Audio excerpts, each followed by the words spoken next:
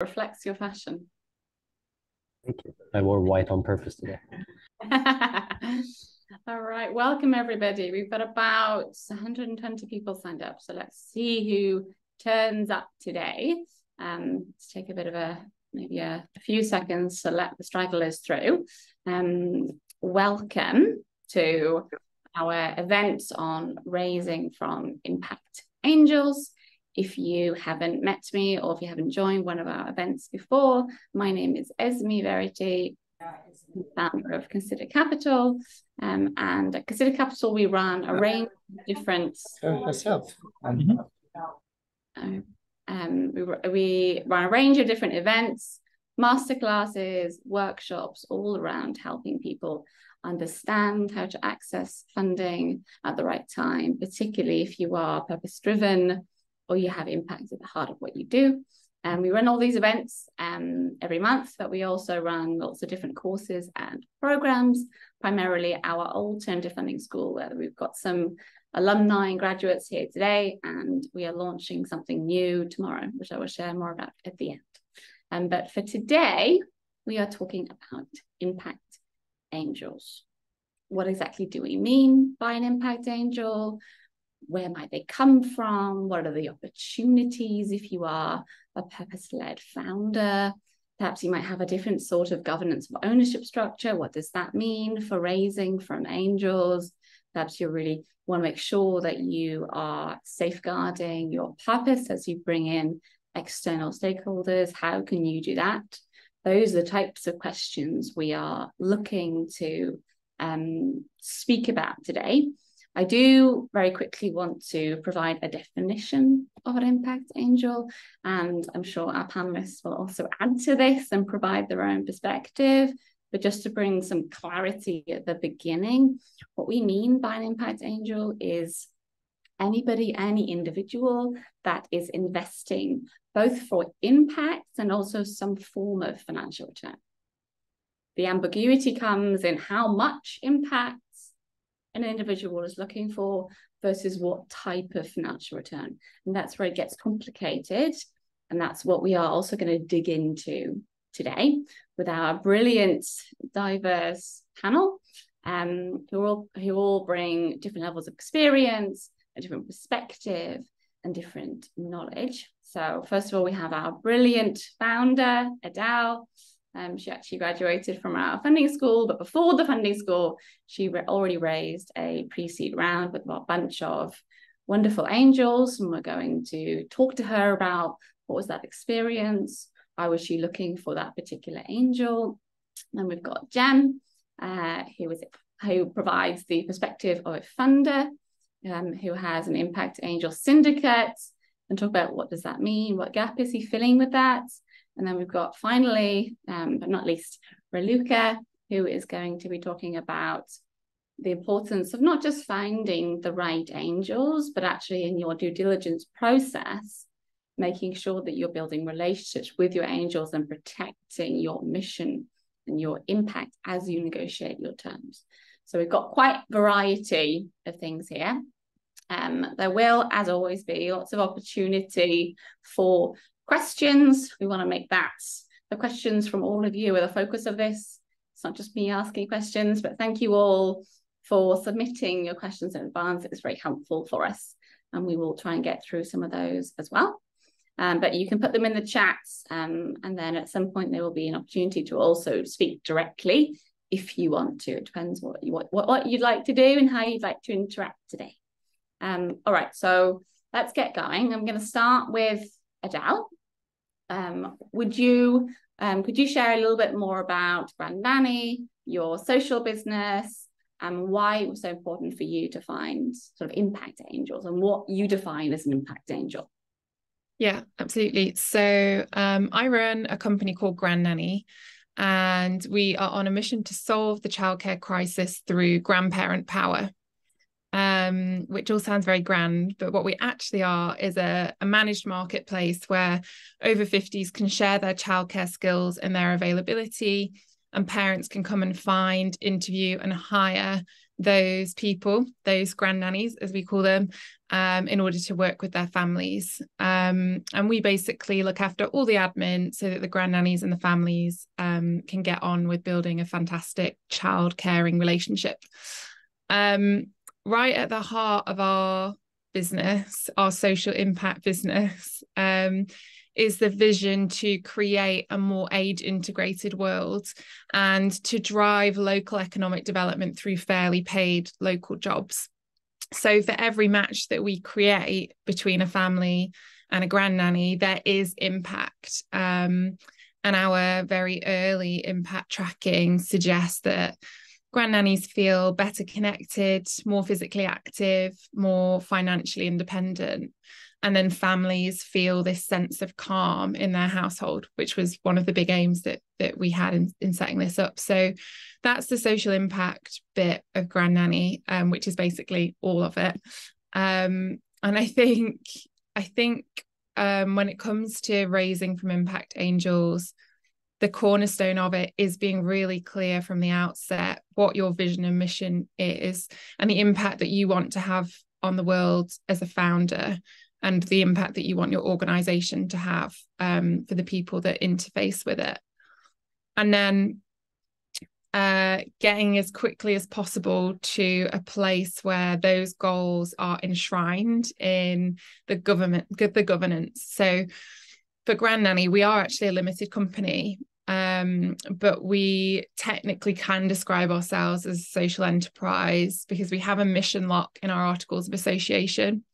So in there it says we exist for the sole purpose of fulfilling our aim of building a more age-integrated world. And by existing, we will kind of fulfill that aim.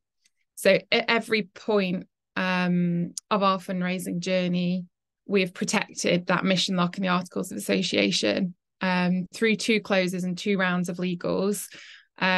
I was pretty much happy to be flexible on quite a lot of things, but that was the one thing, because I felt if the mission lock left the Articles of Association, then I wouldn't have grounds to turn around to shareholders and bring us back course correct towards our social impact. Do you want me to talk a little bit about the sort of the practicality of the raise, the size of it and how it happened and when it happened, Esme, or? Yeah, yes, if you're comfortable, that would be yeah, of course. Yeah. So last year I raised just under £500,000, and this was from a mixture of impact angels and early stage investment funds that had social missions at the heart of what they were doing as well. The angel ticket size was anywhere from £10,000 to £50,000. I actually think if an angel has a skill set that's going to be beneficial to your business, then let them have any kind of ticket size, because their influence is way bigger than just the financial influence that they have. It just happened that our smallest one was 10,000, but I wouldn't necessarily cap it there. If you're already doing a raise, you're already doing the legal side of it, having somebody in there that has a new skill set that's going to be really valuable is well worth having an extra person on your cap table. So for us, we had 4 angels, an angel syndicate, and then an early stage fund. 2 of the angels were people who had already been part of an advisory group, and I'll touch on like how the kind of mechanics of how we brought them in. But 2 of them were already part of an advisory group, and the other ones actually approached me as a result of our pitch deck being out there with select angel syndicates. So one of them is an amazing angel syndicate called Alma Angels, and that backs women-led tech-enabled businesses. And somebody had seen our deck there and then came to us. So our raise ended up being in 2 completions because the different people we were working with, the different investors that we were working with, had different sensitivities around timing. And I wouldn't necessarily recommend that approach. I would recommend, if you can complete and bring everybody on board at the same time, it's going to be cleaner, and it's also going to mean it's less distracting for you in terms of going through those rounds of legals. But of course, we don't always have the luxury of deciding exactly how things are going to work. But what is really important is understanding who that person is, that they align with your mission and your purpose, that their intentions are aligned with yours in terms of this is, yes, a commercial investment, but it might require, because it is also a social investment, it might require being maybe slightly more patient, or it might require maybe a slightly different operating model to a startup that doesn't have those kind of social elements at its core. So for example, for us, we have everybody paid at the absolute minimum London living wage. And actually, most people are paid far more than that.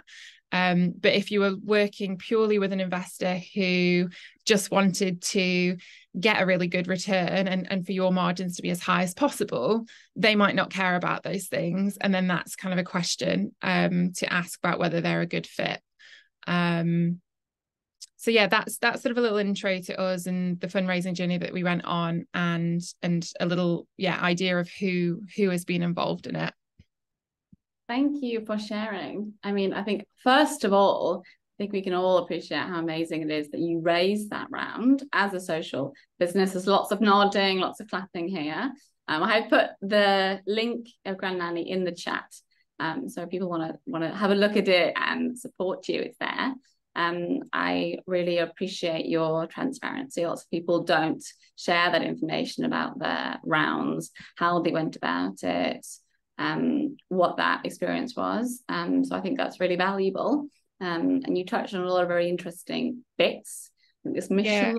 Yeah, there are some more kind of practical bits that I'm happy to share as well, Esme, in terms of how you take someone from just a person, just another person existing in the world, and maybe having interest in your area or having sector specific experience, how you go from that into them actually investing. Shall I go into that a little bit more? Lots of nods. So I think it's really important to kind of demystify it, because I was completely blind going into this process. So I do think it's important that we just have spaces where we can share this kind of stuff. So what I did was start a voluntary advisory group.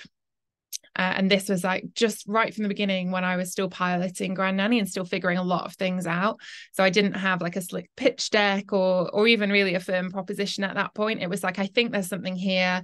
We have a childcare crisis. We have hundreds of thousands of older adults who have incredible childcare skills. Surely we can do something with these two groups. So I sort of approached it in a couple of different ways. One, I signed up for a few different accelerators, and accelerators require quite a lot of time, but the trade-off for that is an incredible network that springs from each one, or from most of them at least. So through two accelerator programs, one through my old university, which accepted mature students or alumni onto it. So one through the university, I met people there. And the other one was actually a program run by Deutsche Bank called Women Entrepreneurs in Social Tech. And through that, I was kind of assigned, or I suppose assigned makes it sound quite clinical, but I met at a networking event a mentor.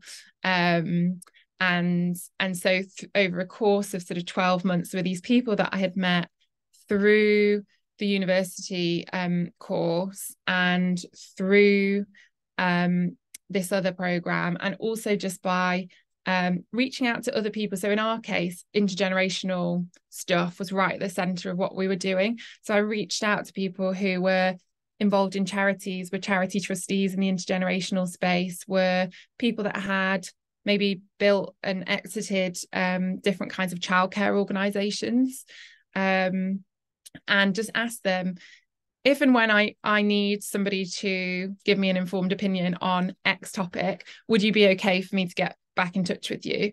And quite a few people said that, because it's very low effort for them, and it's informal. You're not asking for a very set commitment. So quite a few people got back to me on that, on top of the people that I'd met through the programs. And it was really by bringing them in along the journey that they got to know me, they got to trust me, and they also got to have significant input in the direction of where this company was going to go. So they felt personally invested in it. So then when I came to fundraise, they were naturally the people who knew about the raise, and also who felt that they had already had exposure to me. And the main thing at the early stage when you're thinking about a raise, and what everybody's really doing is investing in you as an individual. So the more you can let them see you, the better it's going to be. And the more you can build a relationship with them, the easier it's going to be to convert them from random person who has a shared interest into advisory group person into angel, who's then obviously very inextricably linked to the future of where the company's going. So I would really recommend that kind of advisory group, casual relationship with a really wide range of people, because even if they don't invest, you will then have these incredible brains and incredibly kind of driven individuals keeping an eye out for you and sending opportunities and other people your way. Thank you for sharing. I got some really solid advice there around being able to build those relationships first before you make an ask. I mean, I keep putting the questions in the chat. We will get back to Adele's. I'm sure there's lots of other questions, but I do want to look at the funder perspective now with Jem, who has just launched his Angel Impact Syndicate, although he has been thinking about and planning it and building on his thesis, I think, for some time. But do you want to share a little bit about your background, why you got here, what you're trying to do with your syndicate, and what the sort of the gap is you're trying to fill for impact entrepreneurs? Yeah, sure. Thanks so much for having me. Just to apologize in advance, I've developed a little bit of a cold, so if I break out into a coughing fit, just give me a moment. So my background is I founded a social enterprise called the Bike Project, provide bikes to refugees and asylum seekers across the UK. I ran that for 10 years before stepping aside, handing it over in January. So we had a mixed model. So all the bikes donated to us, we sold half, donated half. And we experienced a fair bit of growth, particularly during the pandemic, as sort of cycling took off. And one of the things I kind of became frustrated about in that time was as I got more and more into sort of this trading, social enterprise, social investment world, was what I felt with a kind of mismatch between what was happening with social investment and the money and what social entrepreneurs needed. Because on the one hand, you had, I'm on the committee, social investment committees for a couple of trusts, and I see them kind of doing their thing with all the intermediaries and looking to do sorts of things, but not really quite knowing exactly how to invest their money. And on the other hand, loads of entrepreneurs desperate for money who, lots of whom are doing really brilliant things. And so it felt there was a mismatch between the type of money that was being offered and the entrepreneurs that needed it. And the people that were doing well were people like me who had good networks, who could get it, who knew people who could come in and, it's effectively angels at an early stage and help you get your business or charity or social enterprise off the ground. And so, I really felt that there was like a real issue around the early stage businesses because, VCs are unlikely to touch you and you probably don't want to take VC money anyway. Social investors is mostly debt capital for much more established businesses. And so it was a real issue getting a decent amount of seed capital to get you started. So, I'm an entrepreneur, so I saw the problem and stupidly decided to do something about it. So Daring Capital was launched. So our model is to find the sort of best startups, so the best entrepreneurs, particularly our focus is on underrepresented entrepreneurs. So, anyone that's not from groups who are not currently accessing funding at the right scale, particularly inspired by the Adebowale report, which many of you may be aware of. We find them, we secure investment into them from our syndicate of investors, and then we support them to grow. So that's the model. I don't know if I'm really equipped to talk about it from the investor perspective yet, because we're so early stage, but I can certainly talk to you about my experience and how we've developed it, if that's of interest. Yes, absolutely. I see more nods. Every time there's a nod, It's a yes. Sure. Yeah, so would it be helpful just to talk, should I just talk through the process and how we've gone about it? Is that what's the most helpful element to talk through with it, or what sorts of businesses we're looking at, or? Yes, I think perhaps a little context around sort of how it works and what your types of things you're looking for. Given that this is one perspective from one fund, I think it's important to note as well. Got you. Cool. And I can see some questions in the comments as well. So the goal of so the way we are working, in terms of the process is our process is hopefully going to go live next week. You can apply via the website. One of my principles is not doing kind of coffee catch-ups. I'm not going to do it through kind of relationship development, but yeah, you can apply through the website. We will take you through a short process. Again, I don't want to spend lots of time doing due diligence on startups, and startups don't want to spend a lot of time doing having due diligence done on them by me. We'll take them through a short assessment. If we like them, if we like the look of them, then we will put them forward. Our focus areas are disadvantaged groups, so particular focus on women, ethnic minorities, and mental health. And yeah, we take them through, hopefully secure investment, and then following that, we will support them to grow, hopefully raise more investment at a later stage. At this point, we're only looking at for-profit companies. So one of the things to know, so that is companies limited by shares. We would look at a KIC limited by shares. I mean, they are very rare, but they do exist.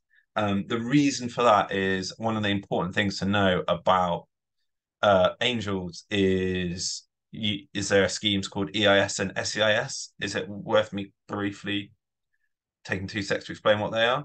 Yeah. Okay, so EIS is so these are schemes that only apply to individual, high net worth, usually only high net worth individual investors, whereby they get discount tax breaks on investments in early stage companies. So there's SEIS and EIS. The S stands for seed. And so basically, if you invest into a very early stage startup, so that's the SEIS level, you get 50% of the value of the investment off your tax return. So let's say you invest 10K, you'll get 5K back, and it all sits outside capital gains tax. EIS is exactly the same, but the deduction is only 30%. And then again, you don't pay capital gains tax on any returns. So that makes it a lot more appealing. The downside is that it doesn't work. It has to be shares. So it doesn't work for any kind of debt or RPA or quasi-equity structure. Unfortunately, there used to be a scheme called SITR, which some of you may have heard of, which is equivalent for debt, but that has now been ditched by the government because no one really used it. We raised money at the Byte project through SITR. So yeah, that's broadly how it works. I can see a load of questions in the chat. I don't know if you want me to take them now or. I think we will. I want to make time for Raluca, but thank you for sharing. And I think there's a few questions that you might be able to answer directly in the chat that are a bit simpler. If you want to take an opportunity to do that, because we have a lot of questions. I will also put the link of your syndicate in here because I think a lot of those questions might be answered by looking at your website. Thank you everyone for sharing. Thanks Adele for sharing the Seed Legal resources. That's also very helpful. If you have questions about SEIS and EIS and why it's so appealing, at least in the UK context, that's a very helpful resource. But thank you for sharing, Jem. I think the salient points here is that this is one syndicate, right? And it's really to highlight the differences in what impact syndicates or what impact angels are looking for, and to be really aware of that before you approach them so that you don't waste your time. Have a look at the websites and understand like what kind, get an idea of what they're looking for. Are they prepared to offer some sort of patient equity, or are they much more down that sort of the VC road? And that's not always easy to tell, but to also have some conversations and do your own due diligence about what they are defining as an impact angel for themselves. All right, we are going to move on to Raluca. Wonderful, Raluca. Thank you for coming. So, you know, we've looked at like the founder perspective, more of a founder investor perspective, and now it's around Raluca and what she's working on in terms of helping you once you find those ideal investors that match your mission and your vision, just how Adele was explaining. What do you do to make sure that that continues into that actual investment, into those terms? And Raluca and a whole load of people, a whole load of team, a big team, are working on what's called the impact term sheet. I'll put a link in the chat. Raluca, I think that you are also, as a team, just about to publish a second version of it. So I'd recommend getting on their mail list to have a look at it. But do you want to talk about it and largely your background, how you got there and why you think this is so important? Sure. Happy to be here as well. I'm always very inspired to be in a setting with this amazing energy. I really think that entrepreneurship is the way to change the world. A little bit about the impact term sheet, a little bit about myself and how did we end up with making an impact term sheet. So you have the link in the chat, hopefully. Yeah, I see Esme, she just put it there. The impact term sheet is an open source legal template. So we are changing the legal profession from within, because I do think that the lawyers are one of those special societal categories that, you know, they think they're doing a fantastic job, but everyone else disagrees with them. So definitely there can be more openness, transparency, and accessibility into the legal system. And that is one of the reasons why we're doing this. So the impact term sheet is meant to act as a guideline on how to anchor impact into investment deals. So I am based in the Netherlands, and the LISI team that is working on it, LISI stands for Legal Innovation for Sustainable Investments. I don't know if you've noticed, but if you are in the impact investment sector, people really love using acronyms. So we thought we shouldn't be an exception to that rule. So we are in-house counsels. Myself, I am bringing the perspective of the companies, but we're working with legal professionals that work on the side of the funds. We're working with legal professionals that work on the side of, probably you've heard of them, sustainability benchmarking or rating agencies, and the whole ecosystem of sustainability, or what we call sustainability and impact. And the reason why we started to do this is because we were noticing that we're running into the same issues at the negotiation table. So doesn't matter at what stage of your funding or your growth journey you are at. I think, especially when you're an impact entrepreneur or a social entrepreneur, or however you want to call yourself, and you're working with an impact investor, everybody's committed to impact. And then sometimes people don't quite know where to start or how to anchor that into regular investment terms or investment deals. So most of the time what you end up with is with just some regular investment terms, and you add some reporting on top, and you call that an impact deal. And we all thought that there's definitely a way to do things better. Now, if I take a step back, my own personal journey that got me to the impact term sheet is being a legal counsel. So I bring a different perspective than the other people that you heard from. I worked for Fairphone. Maybe some of you heard of them. Fairphone is a Dutch-based company, a limited liability company that is very mission driven, changing the electronics industry to more sustainability. That's a really big mission, and making one of the most complicated products that there is, a smartphone, because in the supply of a smartphone you have all of the world's problems. Fairphone has successfully raised 3 investment rounds, and when I left Fairphone, that was a journey of 8 years. The last projects that I did was the exit for the first founders and shareholders that had invested into the company. And after that, I have also worked with a different organization that was a charity based in the UK that was running businesses across 4 different African continents, where the main question was, how do you preserve purpose and mission across different parts of the world, and what kind of legal structures do you need for that? And how to use a combination of charitable and commercially driven enterprises in order to stay true to your mission.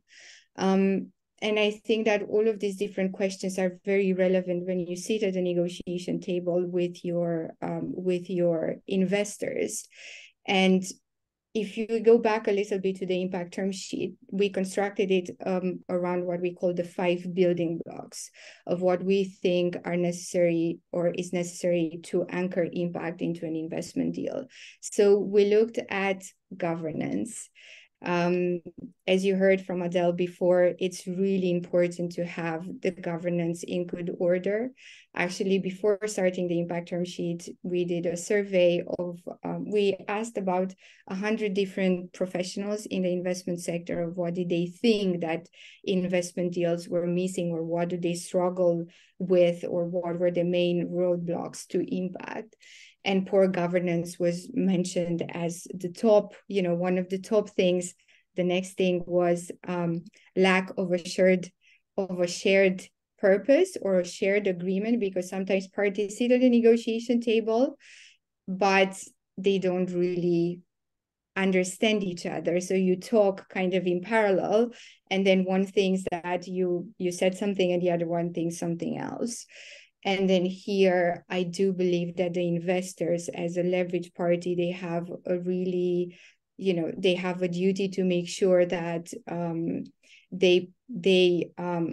they work towards an equitable or, like a fair deals, and they help founders through the journey, because founders are in the business of doing business. They're not in the business of investments. So sometimes they have troubles negotiating this lingo of investments and understanding all of these different things that they say yes to. And then, surprise, like if you become an equity partner or, a shareholder in a company, you're in the same boat. You're going to be there for the long term, or at least a couple of years, right?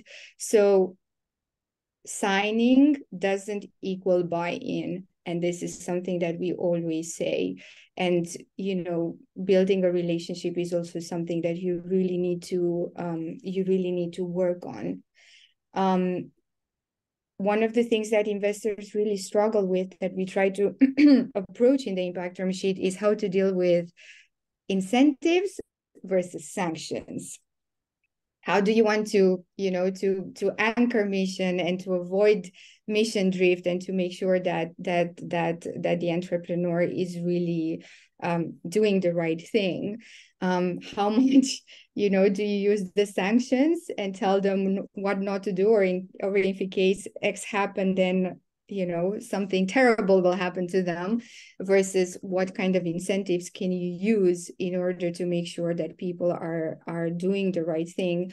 And also, Adele, I thought you made a really good point there when you talked about team incentives, because we're not only talking about about the management of the company, we're talking about building a team and a team culture, because that is going to become the fundamentals of the company that will seed through and make sure that there is a successful product, and that successful product is sold, and the company grows. And I think I think there's a lot to be said about that transformation and that growth journey. And for some of you who are approaching investors that are in the European Union, or that are impact investors that are anywhere around here, one other extra thing that is probably difficult to navigate and to understand is all of these different regulations, the CSRD, the SFDR, the, you know, all of the different acronyms. This is something that we actually try to tackle a little bit more in the impact term sheet, because if you're a company that is located outside the European Union, but you're looking to work with an investor that is in the European Union, I want you to know that that is important for you to at least kind of understand a little bit about what the investor will be required, because for them to make an impact investment, which is great, and that's what we all want, they will have to ask certain data, have all sorts of reporting requirements, and they know that that is difficult to implement with different companies. And a company that already knows a little bit about that and has already set up their impact requirements and can work with integrated impact metrics and targets into the business plan already is already a really big plus. So if you're not already familiar with the likes of CSRD and SFDR, if you're trying to work with an impact investor in the European Union, I really advise you to make a little bit of an effort to understand what that is and how that might affect your funding journey.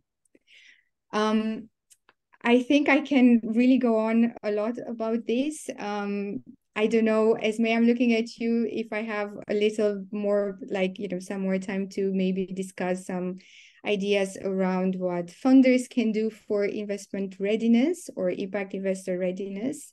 Otherwise, we can come back to that. Yes, absolutely. I see some nods here. We'd definitely love to hear your experience around how founders can prepare themselves. I know there's a lot of words here that perhaps people aren't familiar with, but I think it's part of the education here, and at least hearing these words, and the more you hear them, the more you get familiar with them. And to say that, there is work to be done from a founder perspective to do the due diligence and to make sure that you are empowered to understand these words and this language, so that when you negotiate, you understand what's going on. And I know it can be difficult, but it's really important. Yes, Ruluka. Yes, thank you for that. And please, if I use difficult terms that you don't understand, please ask me. I'm really trying to do my best to not fall into that, into that trap. But maybe just to share a little bit of the journey that we had at Fairphone when we did our first raise. And talking, this is an angel setting, and I know that the different things that we have been discussing here are a little bit different than what I'm going to share with you, because Fairphone, actually, the first raise that they did, it was a crowdfunding project. So, they had a great idea to create this smartphone. I mean, who needs another smartphone? They took on the journey to create, to take a very mature market and then to really create a niche again. And that is by connecting sustainability to a product, because that was their ambition and their goal, to make a Fairphone. And a lot of people really bought into that. We're talking 2013, when sustainability wasn't really the big thing that it is today. So that's how Fairphone really started, and that's how they were able to produce the first phone, so to manufacture the first phone, also because to produce a smartphone, that is a very expensive product. So I'm not going to go too much into that, because I want to give you a flavor of how the future looks like. When we actually did the first raise from a consortium of investors, we raised 5 million. So that was our first raise. And to be honest, sometimes if I look back at the different conversations and the different things that I have, after leaving Fairphone and my life as a lawyer before that, sometimes the effort that you put in for 5 million can be similar to the effort that you put in for 500,000.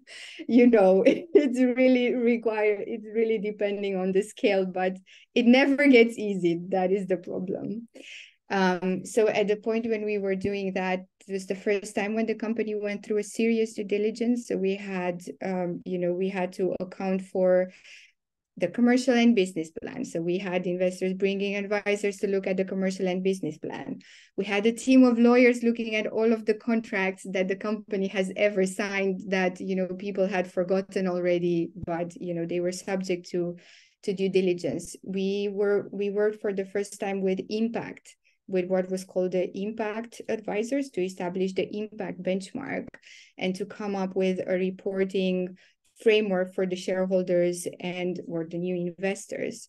And then also very important to establish an employee stock option plan at that time to really reserve a pool of shares for employees so that everybody could be incentivized or there could be alignment of incentives. So going through that process was a very, very insightful experience into also for what followed afterwards, because afterwards we had multiple other funding rounds. We even did a crowdfunding round at some point. So we actually had 2,000 people investing in, almost like a pseudo listed company through a special purpose foundation that were holding their shares. Anyway, I'm not going to focus about that. But what I want, if there are 3 things that you should know to prepare for your first funding journey and for your first really serious due diligence, you need to have a good corporate archive. I know that this is something like that is not sexy, you not think about a lot, but make sure you know where your contracts are and make sure they are filed and make sure they are in good order, because they will ask about it. I know that at this particular stage of existence, a lot of founders work informally. So there's a lot of, we make agreements because we understand each other, and there's a lot of value into that. But please, for your strategic contracts, make sure you have them in writing, because again, you will have to show with real data, why do you want a certain company valuation? Why do you want to protect your mission in a certain way? And why do people trust you and put your money into it? So I'm also looking at the time, so please interrupt me anytime when you think I'm going overboard. I'm very keen to hear the next 2 pieces, but I do want to make sure there is some opportunity for people to also ask their questions. And if people have questions they want to ask the panelists directly, you can raise your virtual hand or just wave at us. I don't know if the 2 panelists, Adele or Jem, have anything else you want to add based on everything that was said. And we will go back to you, Raluca, with the final 2 points in your plan. Perfect. Let's do that. No, I would just iterate that due diligence is hell when you're also running an early stage startup. Just prepare yourself for hell. Yeah, I would just reiterate that having a really good, even just have a file structure with organized things, everyone that provides services to your early stage business, even if it's voluntary, even if somebody who's a friend who's created your logo, you need them to sign over the rights of that logo to you. All of those little elements, just collect them as you go, so that you don't end up completely swamped along the way. We had 1 service agreement, which what we knew was kind of bulletproof, and we used it for everybody. And so that made it really easy when we were going through due diligence, because there was 1 contract and everyone had used it. So you were also, when you're dealing with companies, you don't have to use their contract. You can say, can we use my contract that I'm really comfortable with? And they just input their details into that. It's just things like that can just catch you out. Just be really on it, and then seek advice as well, advice on the governance side of things.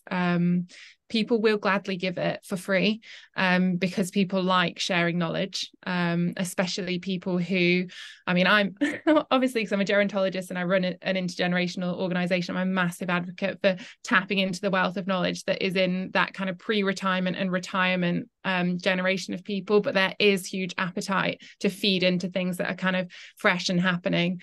So definitely be cheeky in who you ask, and be direct and be very specific in your asks as well. Yeah, I'd just to confirm that, but so we actually, my approach with this is specifically not to try not to put people through hell in due diligence, because most of it's a waste of time anyway. But I'm on the committees for a couple of foundations who do put people through hell. And I'd say the other thing to add is it will take longer than you think. So,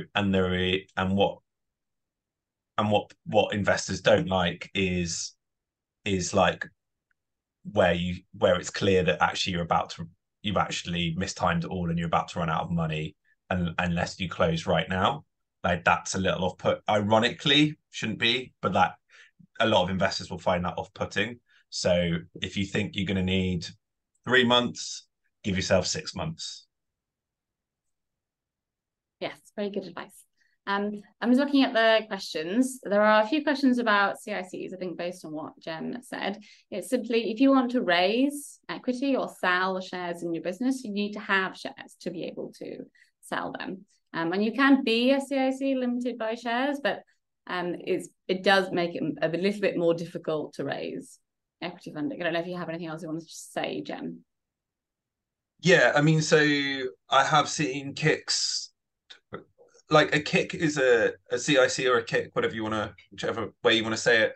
I have seen kicks start what they call special purpose vehicles. So, like, start a trading, essentially a subsidiary company to sell shares in. The governance of that is quite complex. I wouldn't recommend it. I think if you want to sell equity, it's better just to be a company, if that is your choice. Raising it, I think one of the mistakes I see a lot with entrepreneurs is they think they start and say, okay, I want to be, for whatever reason, my starting point is I'm just going to register as a kick or as this or as that, rather than thinking, okay, what's my business model and what legal structure best fits it? So just remember that the business model is the first thing, and then you need to find a legal structure that best supports your business model, not the other way around. Yeah, I think that's the next point to summarize. Yes, Raluca. Yes, I really needed to say something because Jem, like you're so right, and I have seen that so many times. And I think that, going for simplicity in an early stage especially is so incredibly important. And please know that there's so many different ways to protect your mission rather than going into what we call in the legal world legal structures for purpose. Because there's so many of them out there. So the more simple you can keep it, something that where you can find a lot of free resources that can help you, where you can find a lot of guidance. There's really very important to keep it simple. Fairphone was a limited and is a limited liability company, and I think it's really achieving great things with that. Another way to look at it would be to look into B Corp options, for instance. So B Corp certification can also really help give that guidance on how to incorporate your mission, or how to protect your mission. And then also another thing that I want to add regarding to legal structure and to business, and to researching what works for you. Please do take into account if there are, if you are doing a financial product for good, great. However, please know that there are sometimes some regulatory or licensing requirements. There's something that is called license to operate versus social license to operate. I think there's a lot to be said about that as well. That can drastically affect and change your business model sometimes. So I think it's also important to do that research when before deciding on how to approach your structure. Yeah, thank you. I think a couple of people have put some useful resources in as well. It's definitely one to make sure that you're prepared for before you go out and fundraise. Now that we've got 9 minutes left, and I'm looking through your questions, I do want to focus on the impacts here and the difference between raising as an impact founder looking for more impact-driven funders versus just a more traditional raise. And I'm wondering, perhaps, Jen, from your own experience of fundraising and also kicking off this journey, what do you think that sort of difference, what do you think that key difference is that in terms of telling that story and approaching those types of investors? So the important thing is that there are different types of impact investors. So there are some investors that invest for impact. I say this kind of like, you know, with in inverted commas, but are not going to take any kind of hit on their returns or their risk profile, right? So, you know, in the kind of what impact VC world, you see VCs doing that, and there are angel investors that are the same, that will say, you know, we will invest in impact, but we expect VC level returns. So if you are not going to fit in that category, then you need to avoid them. So, for example, the Conduit Connect is effectively a syndicate of impact investors who own, and they are looking for it's not early stage stuff, kind of already established stuff that is going to hit, you know, VC level returns. So I think it's really hard to pick up. You see people say, was it 5x, 10x? It's all of that's kind of bullshit, if you excuse my language, at an early stage. Sorry, Esme, I'm swearing on you. You invite me onto a panel, I'm swearing. At an early stage, the kind of returns profile is very difficult to assess. But if your ethos, if the way you want to run your business is not going to be, we're going to try and deliver it, you know, we're going to try and 10x this in 5 years, then finding people that are mission aligned is really important. Not necessarily that easy to find, but they are out there. We are in that category, for example. But yeah, finding people that are the right types of investors for your business. You know, plenty of angels would invest in stuff commercially because they like the business, not necessarily because of they think it's going to be this massive return, even outside of impact. So I think that's the most important thing, is just really understanding what you're trying to do and finding mission aligned angels. And don't try and sell. I've been there, and trying to sell slightly different versions of a story to different groups also you'll come unstuck eventually with it. I don't know if Del, if you want to add a little bit about your experiences, I'm sure people would love to hear. Yeah. So I was just laughing about Jem's thing about not selling different stories to different people, because that is something I definitely found myself tempted to do. And the issue with it is when they do come in and they're all on the cap table, and then you have to have a shareholders meeting with them all, and they're all thinking you're a slightly different shape of business. So yeah, I do think just finding something that you're comfortable with and you think is in some way realistic. And actually what we did in terms of projections was a doomsday projection, which was what would happen if we really didn't scale to at the speed that we thought that we would. What would that look like? What would happen if we went way bigger than we thought we would within the first 5 years? And then what is kind of a realistic set of projections that we think we can deliver at this point in time with the very limited amount of information that we have.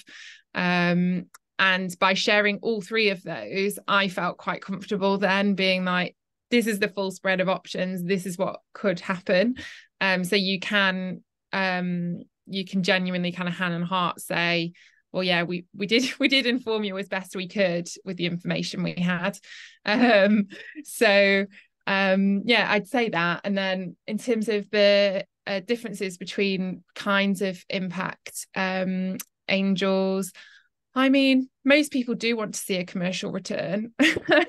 And then, you know, they're not, you know, if you're running a social impact business rather than a charity, and even if you're running a social enterprise, they do want to see that your unit economics stack up and that there is a way for this to you know, generate money or to increase its valuation. So you kind of can't get away from that, but you can find people that are more or less patient, and it's probably good to think ahead of time about what your exit strategy might be as well, because people will ask you that, like, will you be bought by someone bigger than you? Do you intend to be bought out by private equity? You know, are you going to go all the way to IPO? It's really important to think that through, even though it seems really wild at this point. People will ask, and you will feel silly if you don't have a sensible, thought out answer to that question. Yes, I definitely agree. I see a lot of questions in the chat about sort of the technical aspects of raising, like how do you work out a valuation? Where do we find investors? Like what would an agreement look like? And those are all really, really important pieces, but I think a vital one that sometimes gets lost when we're trying to raise investment is thinking about who we want as investors. Like, what does a mission aligned investor look like for you? Where do you sit on this sort of impact to return scale? And then based on that, building out that profile, where might you be able to find those people and tell that compelling story? Because as Adele said, if you are going to raise equity funding, you do need to provide a return. It is a business model, and an investor is looking for some kind of return. And if that's not what you are looking to do with your business, then equity might not be the route for you. If you have a different form of exit, like if you're not looking to sell your business, be acquired by a third party, equity again might be more challenging. There are slightly different ways that you could do that, but the most traditional way is for you to sell your business. And if you are looking at an alternative route, then you will need to find particular investors to match that. All right, well, we are actually at time. Thank you all for the questions. I think all our panelists have also been in the chat trying to answer more specific questions. So thank you for that. Thank you for showing up today and thinking about what an impact angel is and what that means for you. It's a big, big subject, like all the subjects that we talk about and we bring into our events. It's not simple, it's not easy, but it's worth spending the time figuring out what that journey looks like for you. So thank you for coming.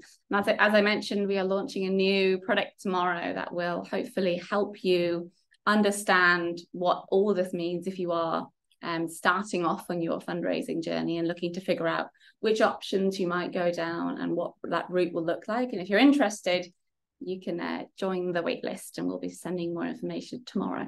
But on that note, thank you so much for all our panelists. Thank you for all our wonderful participants, and we'll be running more events very soon. Have a good day, everyone. Thank you. Bye. Thanks so much. Goodbye.